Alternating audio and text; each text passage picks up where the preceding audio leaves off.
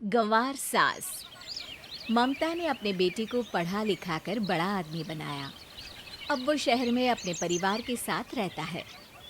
एक दिन ममता का बेटा रोहन अपनी पत्नी आलिया से कहता है, अरे आलिया, सुनो, माँ अब से गांव में नहीं रहेगी।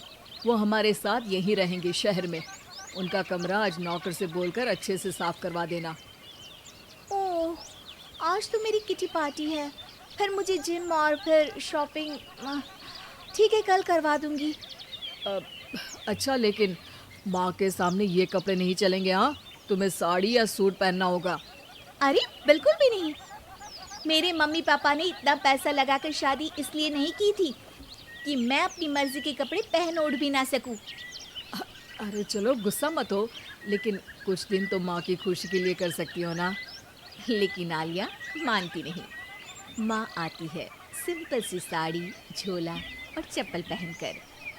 अरे रोहन, मैं इनके साथ कैसे रहूंगी? मेरी फ्रेंड्स क्या कहेंगी? ये तो पूरी गंवार लग रही है। आलिया, माँ गांव में रहती थी इसलिए ऐसी हैं। तुम आज ही माँ के साथ जाकर उनकी पसंद की शॉपिंग करवा देना। इनके साथ घर के अंदर रहना मुश्किल है, बाहर तो मैं कभी भी ना जाऊं। रोहन को आलिया पर गुस्सा आ जाता है। माँ, ओ माँ। हाँ बेटा।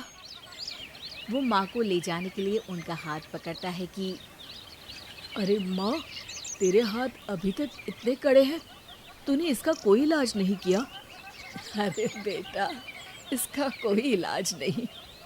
वैसे भी मुझे कोई शर्म नहीं कि मेरे हाथ मुलायम नहीं है, क्योंकि इन्हीं हाथों से मेहनत कर मैंने तुझे बनाया है बेटा। अगले दिन।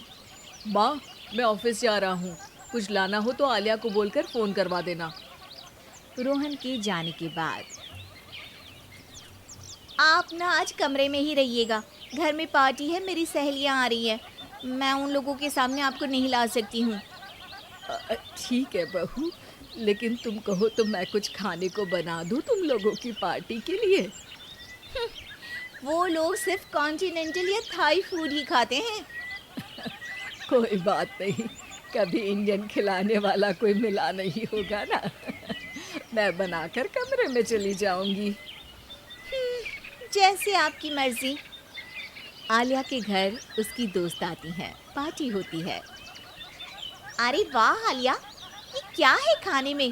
बड़ा ही स्वादिष्ट है यार, इसकी रेसिपी मुझे चाहिए। हाँ, और ये दाल, ओ माय गॉड, मैंने तो किसी 5 स्टार में भी ऐसी दाल नहीं खाई है। यार तू कुक को यहाँ बुलाना। अब आलिया घबरा जाती है। हाँ हाँ हाँ हाँ, क्यों नहीं। माँ जी ज़रा बाहर आइए। आलिया की सास सिंपल सी साड़ी और गांव के अंदाज में आती है। अरे बहू, क्या हुआ? खाना पसंद नहीं आया क्या? बहू? अरे ये गांव से दिखने वाली औरत तुम्हें बहू क्यों बोल रही है? कौन है ये? वो हमारी नई नौकरानी है। सास बहू की बात सुनकर बहुत दुखी हो जाती है। वो सर झुकाकर जा ही रही होती है कि एक सहेली बोल पड़ती है। अरे कहाँ जा रही हैं माँ जी? वो उठकर उनके पैर छूती है। जीती रहो बेटा। क्या है ना, आपकी शक्ल बिल्कुल मेरी माँ जैसी है। पता है आलिया, मैं शहर पढ़ने आई और फिर शहरी हो गई, लेकिन मेरे माँ पापा तो आज भी गांव में रहते हैं, बिल्कुल इनके जैसे ही हैं। आप यहाँ बैठिए ना आंटी, आप सच में बड़ी खूबसूरत है और आपके हाथ का खाना तो लाजवाब है। काश ये मेरी सास होती। सभी सहेलियाँ सास को घेर कर बैठ जाती हैं और उनसे खाने की रेसिपी पूछ रही होती है कि तभी घर की बेल बजती है और रोहन आता है। अरे क्या बात है, आज आप लोग हमारे घर में? और ये लोग तो मुझे आलिया से ज़्यादा माँ की सहेलियाँ लग रही हैं। क्या ये आपकी माँ है? लेकिन आलिया ने तो कहा कि ये उनकी नौकरानी है और इन्होंने भी नहीं बताया। वो नहीं बताएंगी, क्योंकि उनके लिए बच्चों की इज्जत और उनकी खुशी सबसे पहले है। मुझे माफ़ कर दो, मुझे इन्हें तुम लोगों से मिलवाने में शर्म आ रही थी। कि तुम लोग क्या कहती। अरे अब तो हमें शर्म आ रही है कि तुम हम लोगों की सहेली हो। हाँ, जो माँ जैसी सास को नौकरानी बोले वो हमारी सहेली नहीं हो सकती। ये बोलकर सभी वहाँ से जाने लगती है कि सास बोलती है।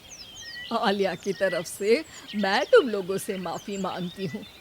उसने जो कहा उसके लिए मैं उसे माफ़ करती हूँ।